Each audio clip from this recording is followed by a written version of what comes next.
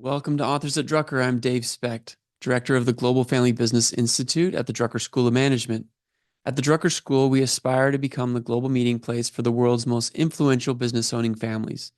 Today's conversation represents progress towards our achievement of that objective.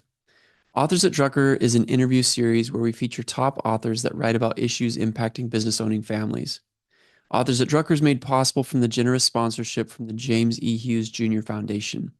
The foundation is dedicated to advancing the study of family governance and generational well-being. We at the Drucker School feel very aligned and very grateful to Jay and his foundation.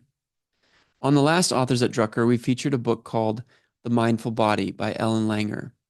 It was a fascinating conversation. If you missed it, I'd encourage you to go to our YouTube page or to our website to be able to see that. I want to now introduce today's author. So bear with me one second. Today's guest on Authors at Drucker is Frank McCourt. Frank is executive chairman of McCourt Global, a private family enterprise working across real estate, sports, technology, media, and capital investment industries. Frank may be best known for his ownership of the Los Angeles Dodgers about a decade ago. Frank now is the founder of Project Liberty, a broad-based effort to build a better web for a better world.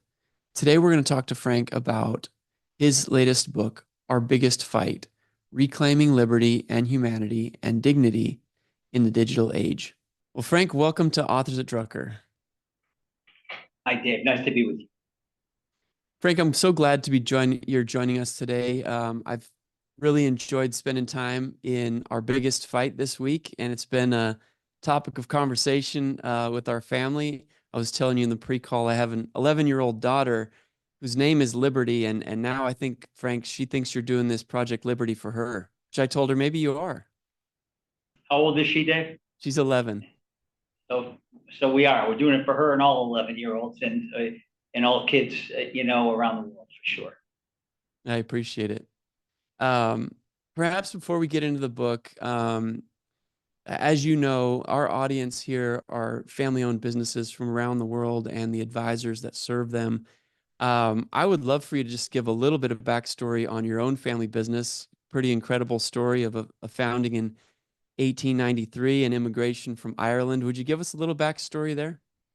Oh, for sure. Yeah, I ride on a lot of shoulders, so to speak, and I represent fifth generation of a business that started in the late 1800s by my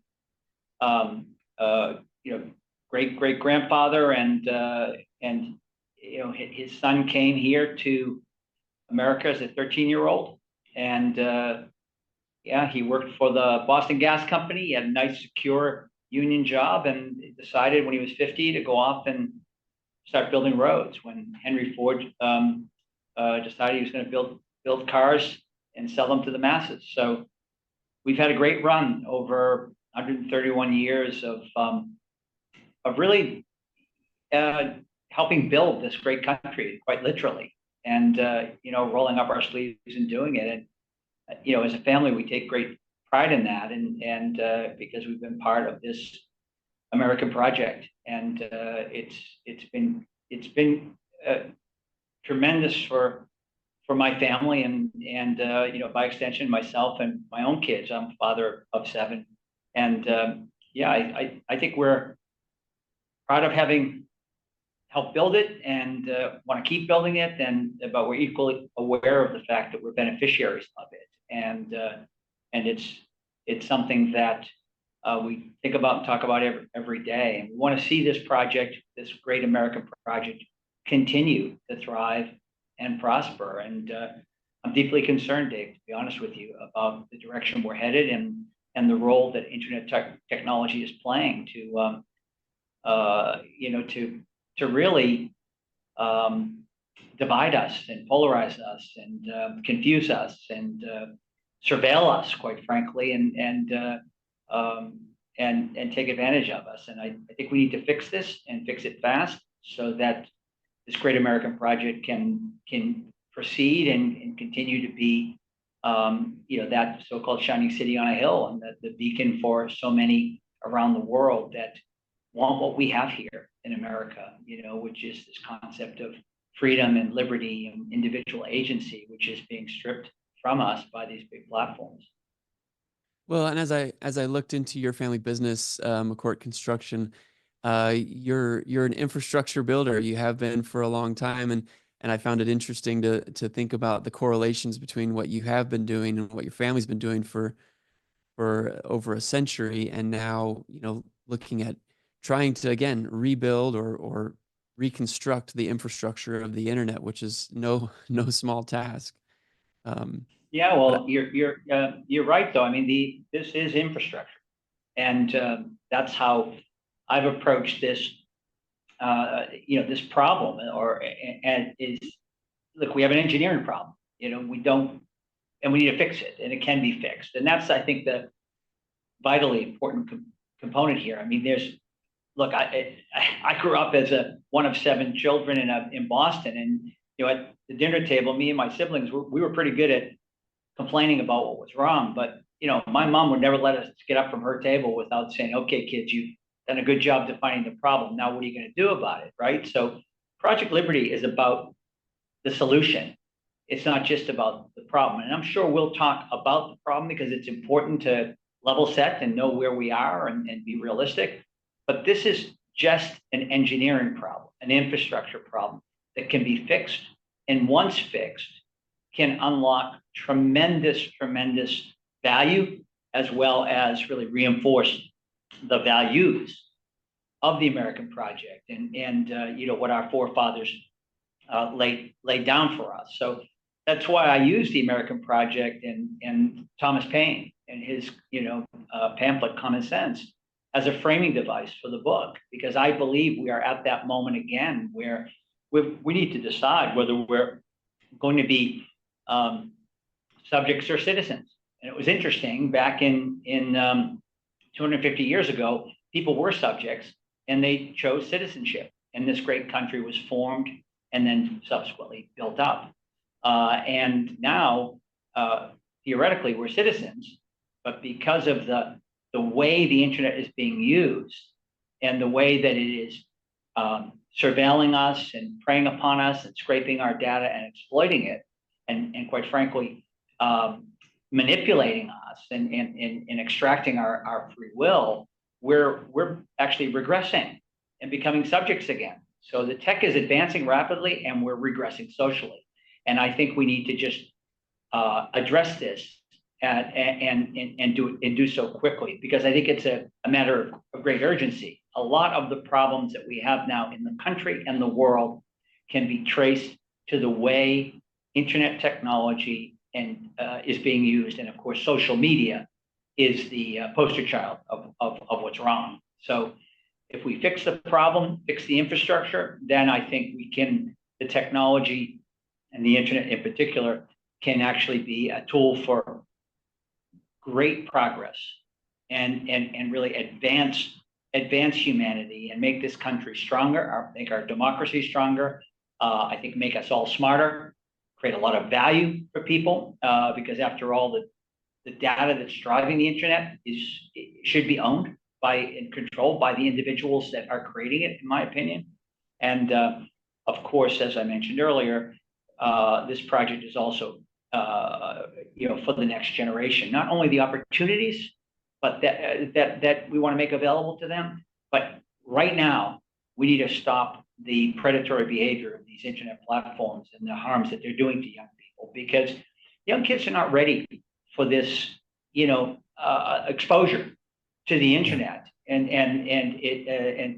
the harms it does. And parents are having difficulty now parenting their kids because this technology here in kids' hands is actually having more influence over them than parents are able to have, because it's so addictive and it's so finely tuned to prey on kids, and it's something we need to address quickly, Dave.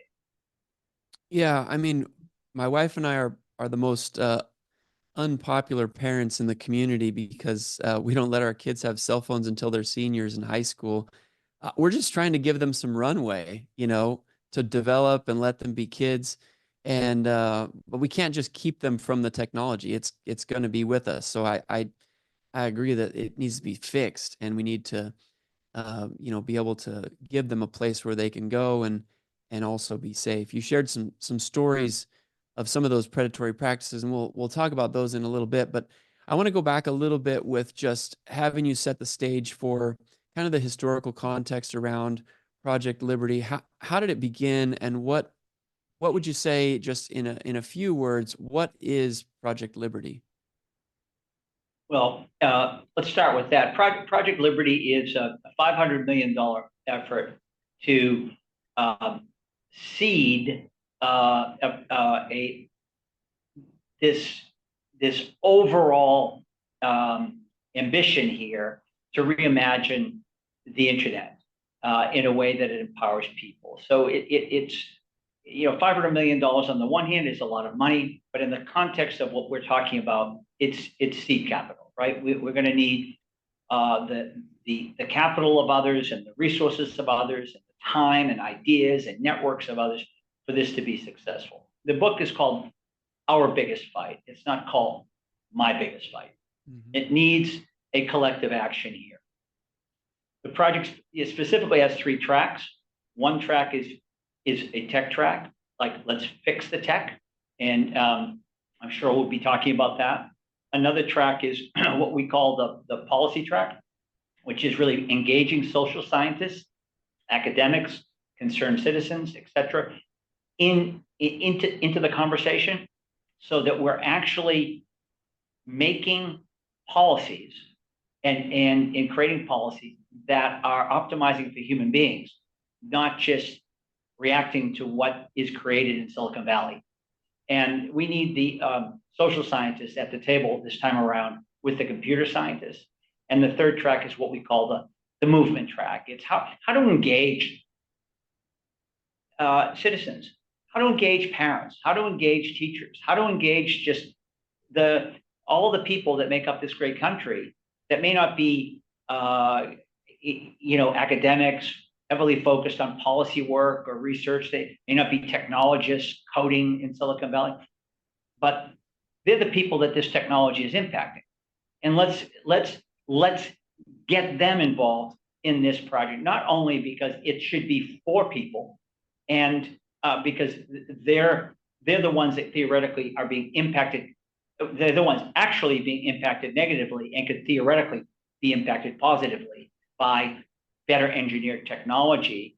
And secondly, we're going to need the movement of people, mass movement of people, to actually shift the direction we're going. Because big tech, and I'm again talking about internet technology and those tech companies that have exploit our data and have monetized it to unprecedented levels of value. And I'm a capitalist, so I don't have anything against people making money. I draw the line, though, when they're doing it at the expense of democracy and at the expense of by scraping our data, at the expense of protecting young kids and so on and so forth. So we need to change things, and quite frankly, it's going to change when people demand it. Sadly, the tech CEOs of these big companies have had the opportunity to change, and they're not. How many more, congressional hearings do we want to see with the CEOs coming in and promising to make change and then it's not made? Or how many more lawsuits do we need? Sadly, our elected officials are not making the changes fast enough to protect us and to right the ship, so to speak. Because why? They're influenced by the power and the money of big tech. They're all over Washington, D.C. and elsewhere, and having a heavy influence. So who do we have to turn to? People. People need to make the change here, the people impacted by this technology. And I think it's going to be parents, Dave, that really are at the front edge of the movement. Parents that are now saying, enough is enough. You're harming my kids, and I'm not putting up with it anymore. And so those 3 tracks we think are needed as a kind of a 3-legged stool And so that's how Project Liberty is, how we think about it and how it's been designed. And yeah, we can get to why and how in a moment, but I wanted to answer that question first. That's the construct or the architecture of Project Liberty, and happily now we are making great progress thanks to some wonderful technologists and lots of concerned citizens and academic institutions and other institutions that have stepped forward and said, we want to be part of this project. So, I mean, I have my own opinion as to which of those three will be the toughest. My guess is that the movement might be the toughest in the face of the tech giants, because we've seen many movements happen overnight, using that technology. But if that's not going to be available, if those are going to actively fight against this project, how do you see the movement taking place? I mean, it's one-to-one. It's one person talking to another. It's business owners that are willing to share these stories with their colleagues. Like, what is it? How do you see that part? I think your instincts here are spot on. 5 years ago, when I have a conversation similar to this one, it might be a jump ball between what was more difficult, actually designing and building alternative technology, or creating a movement. And but now that we have designed and built technology and open source technology, by the way, that we've released to the world so everybody can build on it, and we now have passed the million user mark. So there's over 1 million people as we sit and talk that now are using this new next generation internet. Of course, 1 million is a great proof of concept, but it's not an alternative internet, right? We need hundreds of millions, which is, by the way, why we've launched a people's bid for TikTok, which we can talk about it at some point during our dialogue here.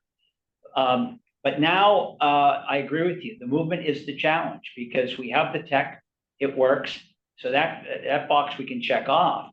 But how do we get people to actually understand that the current architecture, the way the internet technology is being used, is harmful to them? When not only are they dependent on it, they're addicted to it in many cases, because these platforms are addictive by design. So this is going to be a challenge, but as people see the harms and hear the horror stories, and we all look, I'm not telling you or your listeners anything else, anything that they don't know. We all know that something's wrong. And what I'm suggesting in the book, in Our Biggest Fight, is what's wrong is technology that is being used in a way to polarize us.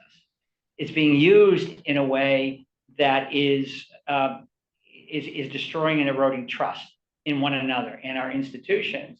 And sadly, the algorithms that drive this technology are algorithms designed to optimize for what? Our time online, our attention. And so if making us angry and outraging us and polarizing us and addicting us keep us online longer, well, then those algorithms are working, but they're not working for us. They're working to keep us online longer, and we're barreling down the wrong track.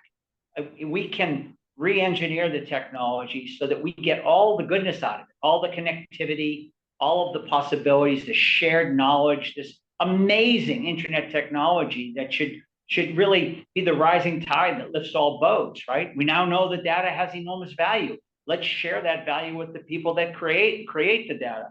But until we make that shift, we're going to be spending our time, all of our time, putting out the fires.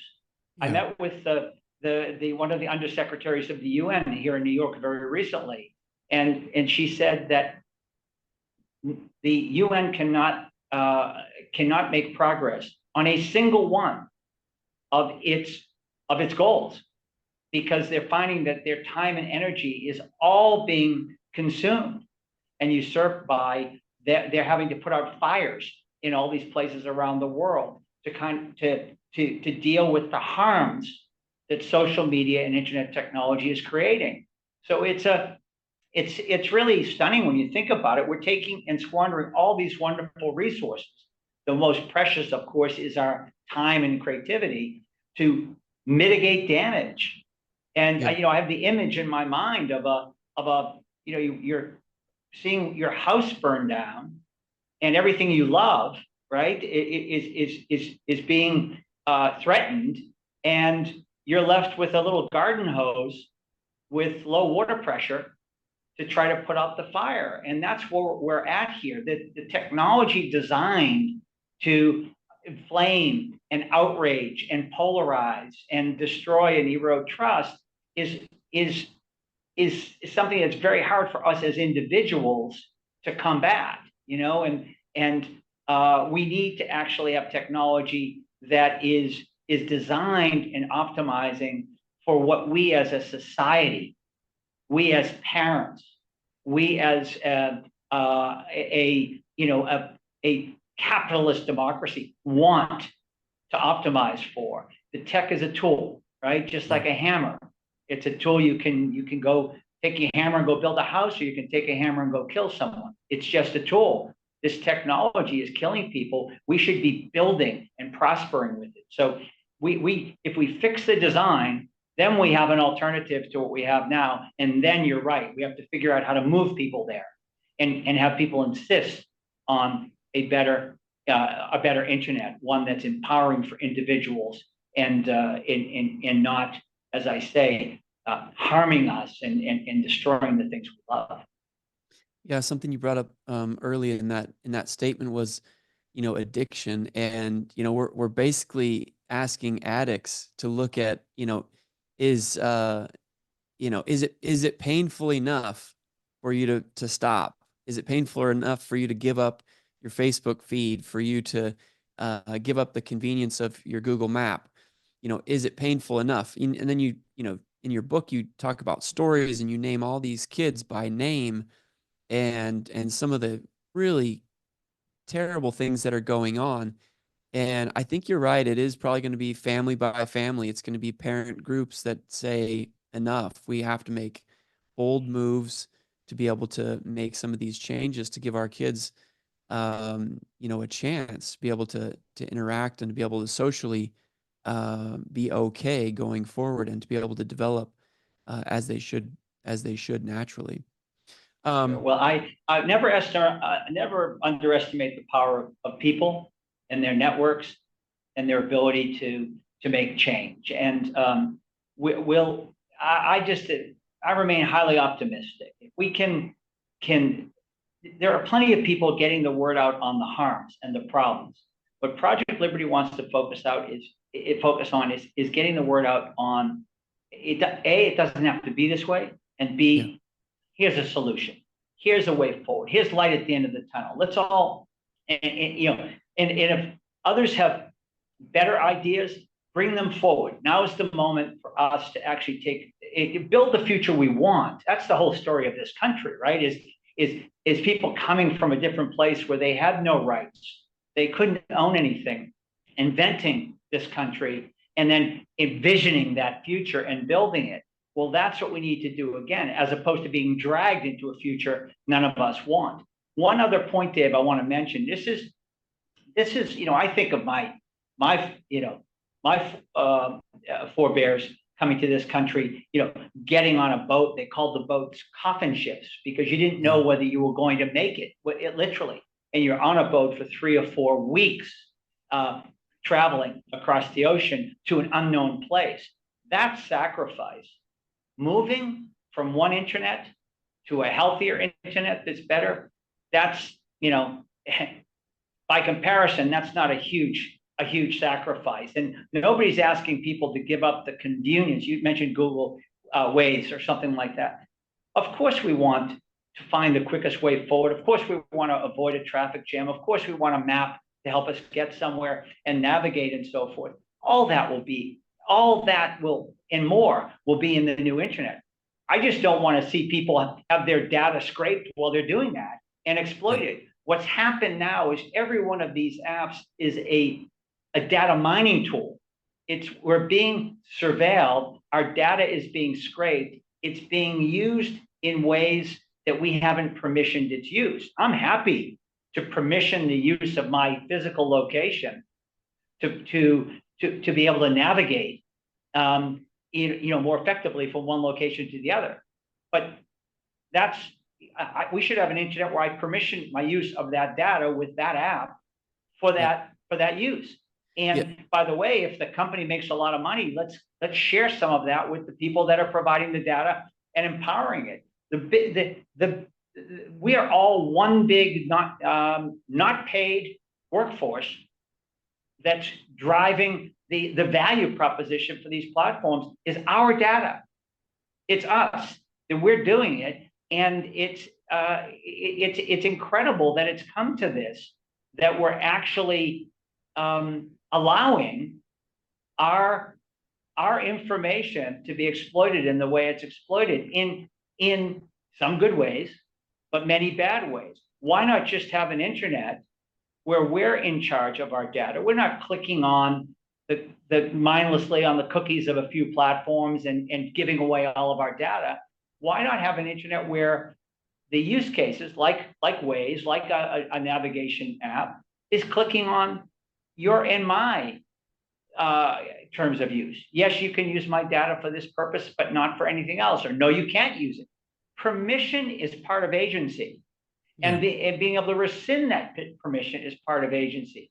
Let's have an internet, rather than autocratic and centralized and surveillance-based, is one that's permission-based.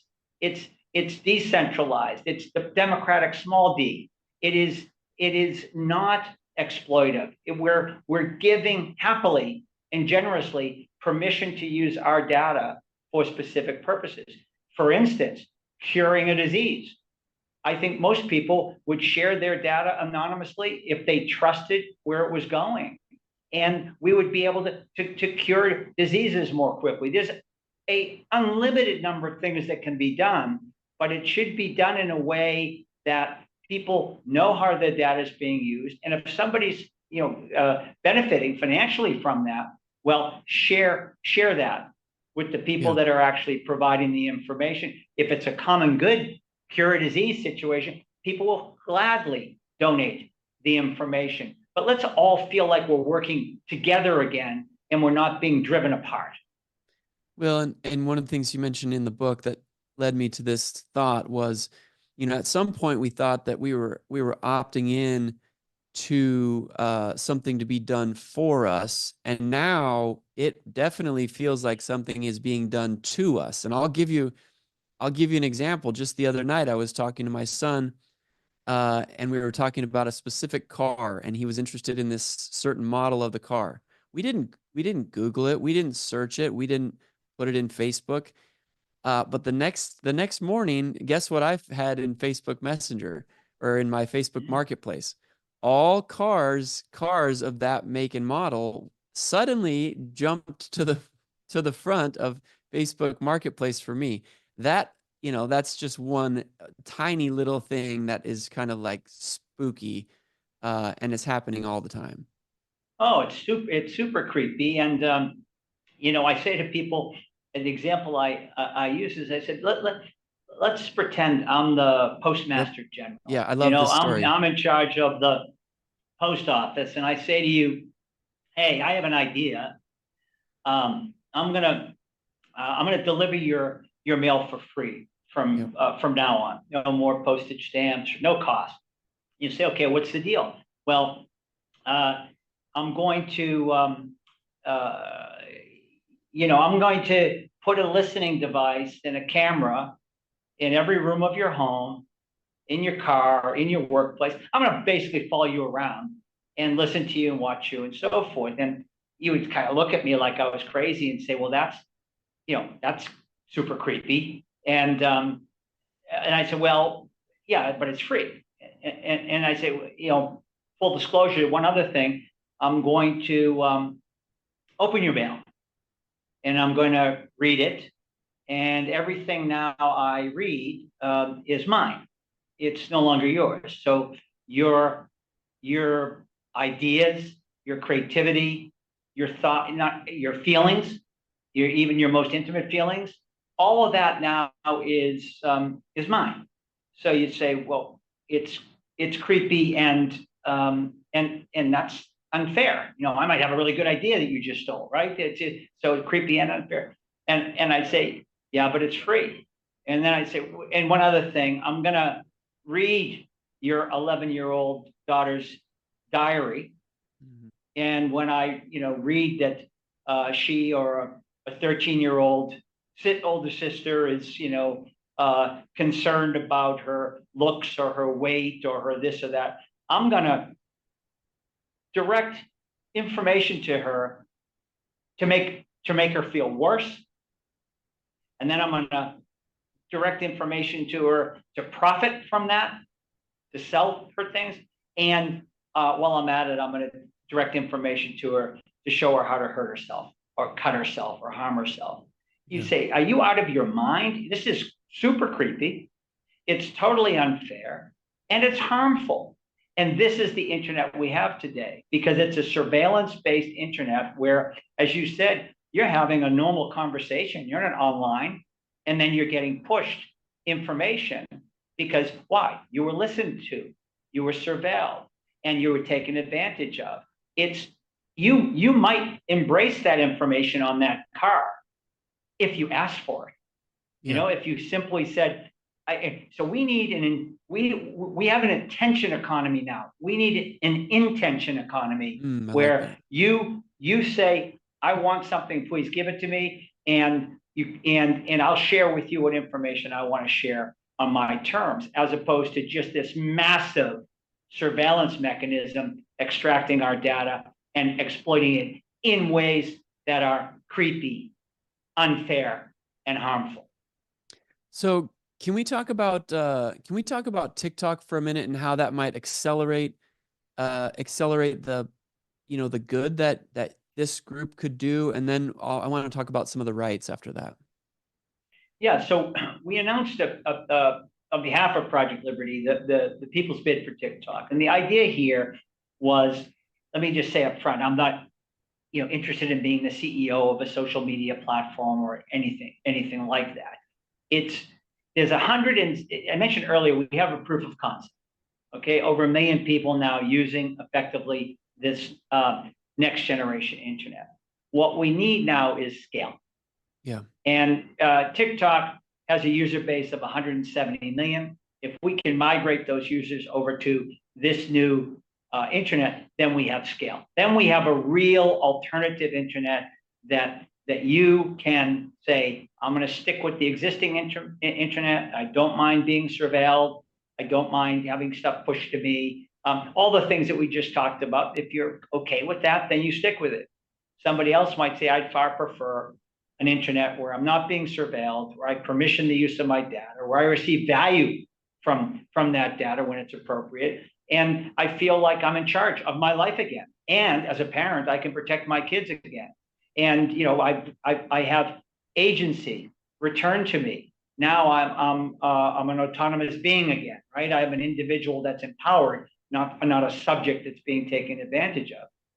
Again, the point I try to make in the book about being a subject versus a citizen in the pre-internet world, and how we shouldn't be giving up our citizenship just to be able to use the internet. We should be digital citizens. And so, yeah, the bid is to really step forward. We believe that ByteDance will have to shut it down or divest it. We believe they'll ultimately want to receive some value for it. They won't share the algorithm, that's for sure. But the investors will want to see something salvaged. And we're no threat to China, right? We're not. We don't want the algorithm. We're not an antitrust candidate. It's not like we are a big tech platform buying another big tech platform. And we're simply saying, look, here's an opportunity to migrate a user base to a new and healthier internet. We'll buy the company to do that. I call it the people's bid because I want people to have control of their data and control of their identity. And we also call it the people's bid because we want the user base, the 170 million, to be part of the ownership. And it's kind of a Green Bay Packer concept, where your Green Bay Packer fans own the club. Well, think of an internet platform with a similar mentality where people are now saying, you know what, I'm an owner in the future. I'm going to make this platform be the first big platform on this new internet to demonstrate how it can work, how it should work.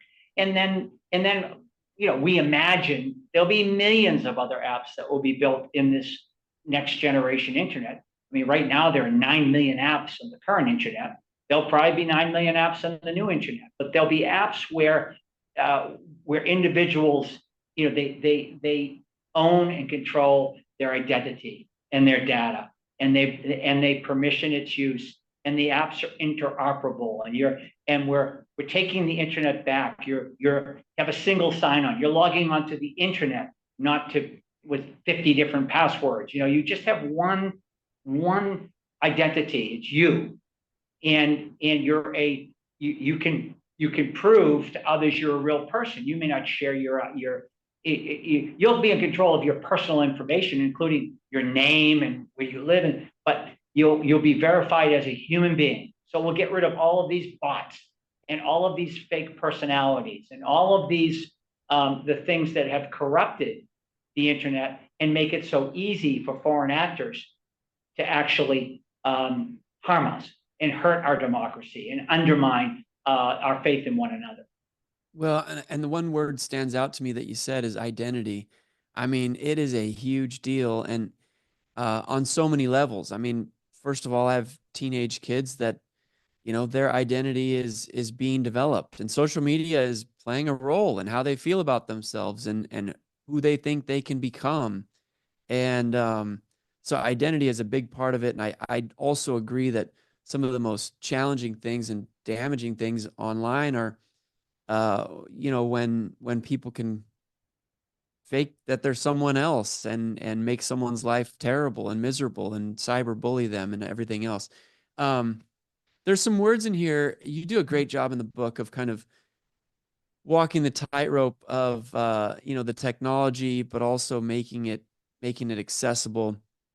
I wanted to see if you would talk a little bit about the social graph, because I'm not sure if all of our listeners are aware of what that actually means and why it matters. What is the social graph? Yeah, I appreciate the question, because it was, along my journey as I dug deeply into this work and really tried to understand what really matters and what doesn't, and what's being exploited and what's not, and so forth. But what kind of simply put, what the evolution here of the internet was one that 40 plus years ago, some academics in 4 universities created this internet, and it became a reality when they agreed upon a simple protocol, core level protocol, that would connect the computer devices, right? And it was actually 2 protocols co-joined, now known as TCP/IP, Transfer Control Protocol / Internet Protocol. And a footnote here, we are still an IP address on the internet. I think people know you have an IP address. You and I are still a device on the internet 40 plus years later. We're not a person on the internet. That's part of the problem here, right? It's machine, it's optimized for the machinery, not the user of the machinery. It's designed for so them. Then yep. That's right. It's tech it's building this massive machinery. So TCP/IP connects devices. Then in 1989, a brilliant guy by the name of Tim Berners-Lee comes along, and he has an idea of how you connect the data that's being generated on these devices. And he comes forward with another open source simple protocol called HTTP. When we all go online, like on this call, right, for us to connect, the first letters were HTTPS, Hypertext Transfer Protocol, and the S is the more secured version a more advanced and secured version. And so HTTP was a protocol to connect the data regardless of the device. So that was really the beginning of the World Wide Web. That was when everything started to explode. And some smart people, technologists, understood that there was tremendous value in this data, and collecting it in mass was, and then later figuring out what to do with it would be, they'd be the winners, right? So we had a winner in social, which is now called Meta. It was called Facebook. We had a winner in shopping, that's Amazon. A winner in search, that's Google. These companies understood that there was value in the data, and they developed machinery to collect it in a centralized location, and then apply algorithms or indices to it for their purpose. So there's a social index or algorithm, a search index, a shopping index, but it's all built on the same information, which is our social graph information. So the big insight that these firms had was it wasn't just a bunch of data that, with by itself that had the value. The value was in the information about each of us. In other words, our minute profile. Yeah, not just an aggregate.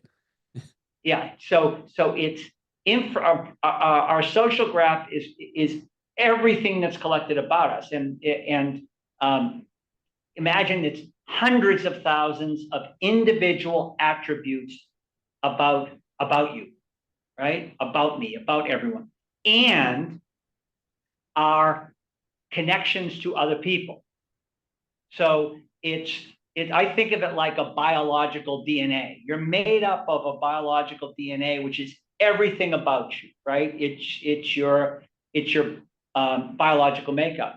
But we're all connected to other people, right? That's why people are interested in their ancestry. They're interested and we're literally connected biologically to other people over the years, and others will be connected to us in the future. And that's why people, I think, are fascinated by their genealogy. Yeah. Think of your social graph as your digital DNA. It's everything about your lived experience, because now our lived experience is online, right? It is we're in an internet connected civilization. And so all that information about you is your digital DNA, including your connections to everyone else. And so think of it as this massive spider web of information where we're a node in that network.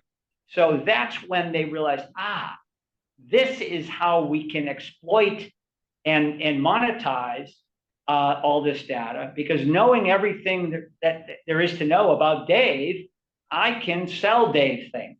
Yeah. Right? I can push ads to you on things because I know who you are and what you like. You can trigger Dave, Frank. That's where it went from a benign thing to a malignant thing, because now these social graphs are so perfect that it's not Dave likes hamburgers or Dave likes blue shirts. This is Dave's personality. This is his emotional makeup. This is how to trigger him. This is how to manipulate him. This is how to feed news to him that will be, whether true or false, he will tend to believe.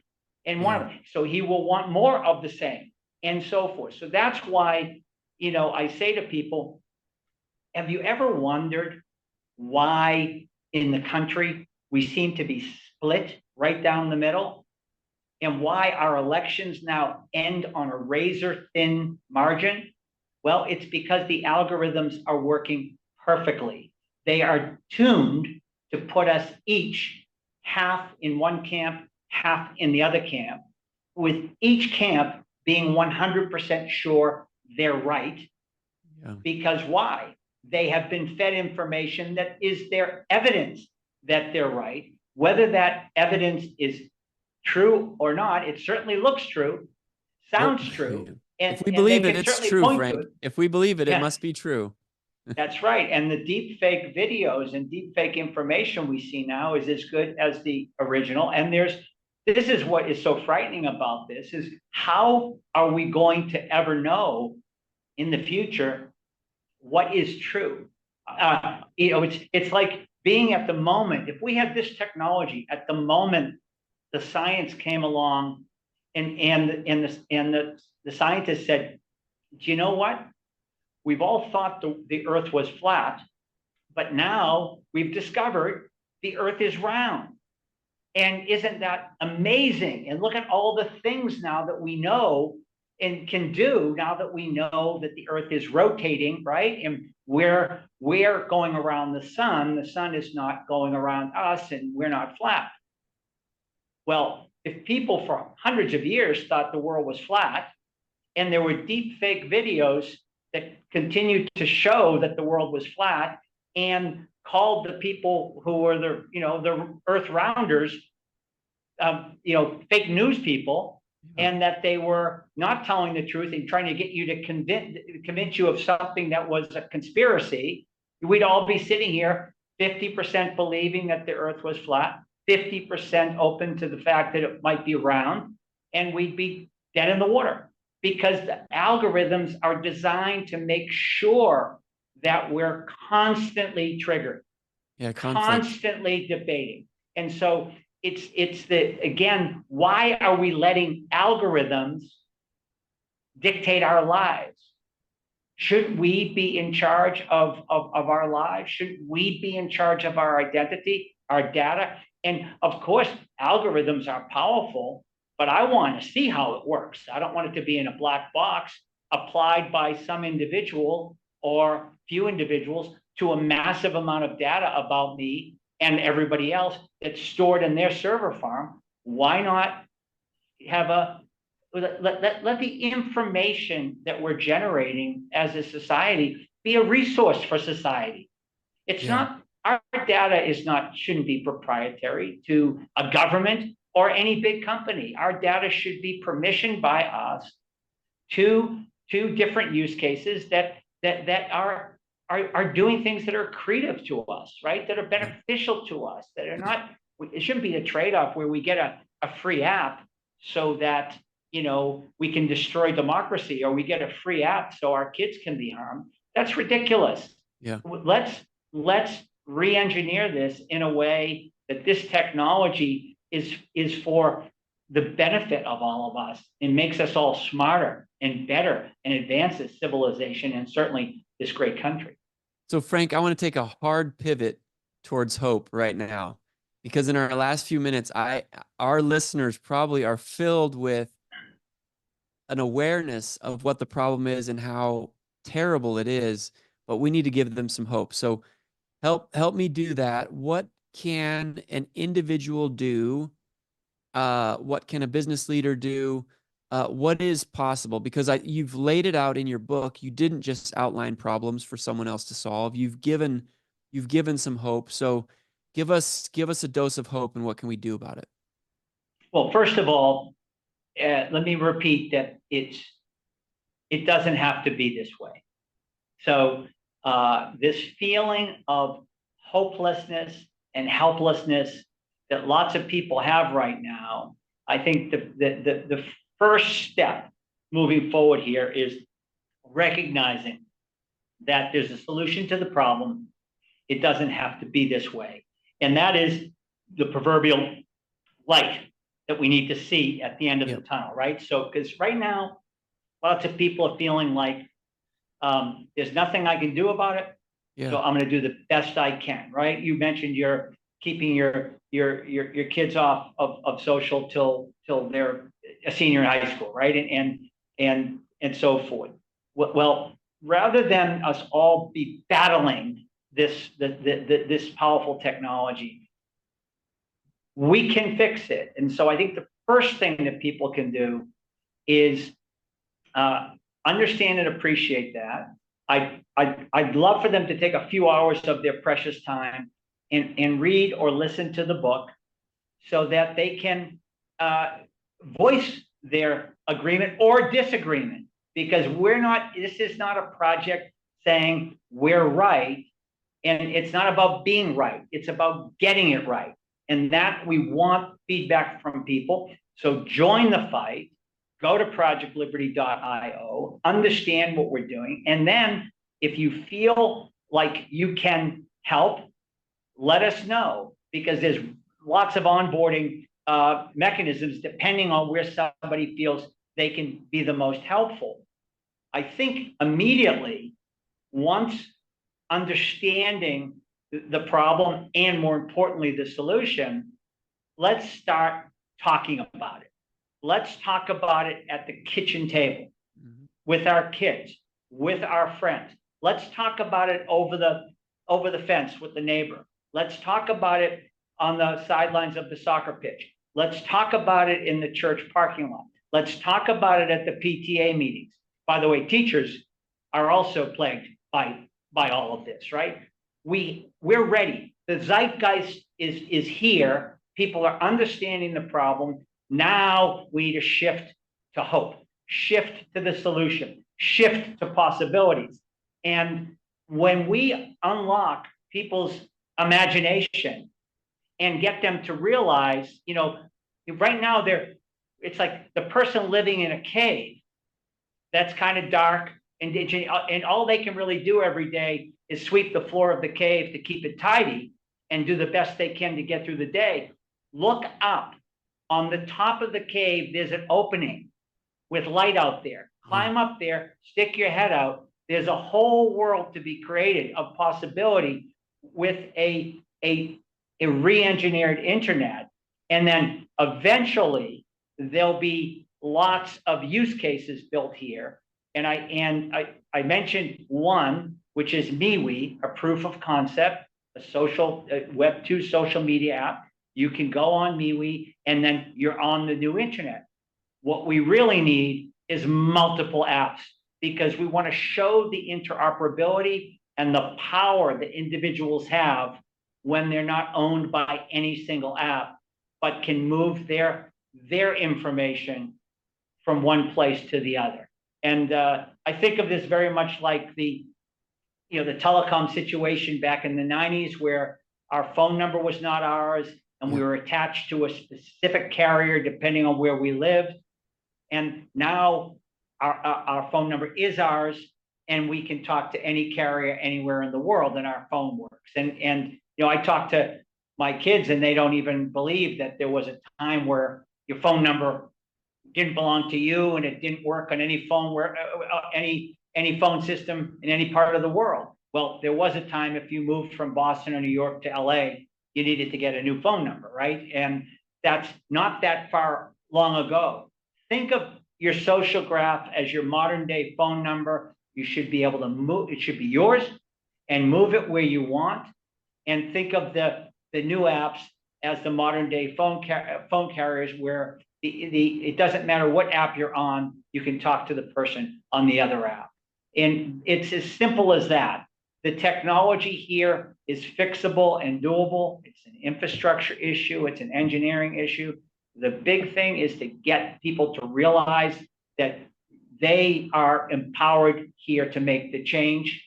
Let's get this information disseminated, get people talking about it.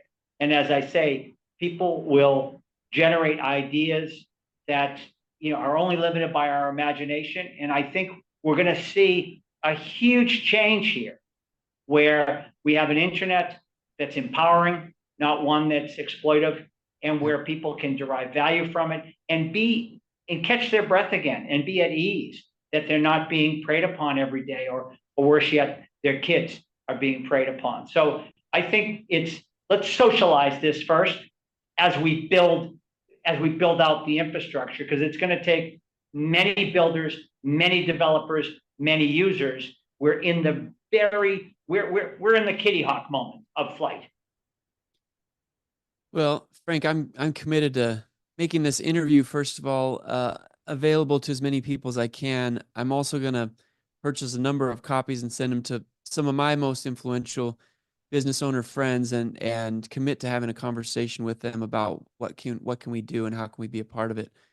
Um, there's a lot of easier things you could be doing at this stage in your career, Frank, and I want to just thank you for not only investing your time, but also, showing up with your checkbook to make this possible and to rally the troops on this effort towards liberty. I appreciate that this is not Project Frank. This is Project Liberty. And I am grateful for your leadership. I'm grateful that you came on Authors at Drucker, and count me as someone that is in your camp ready to help.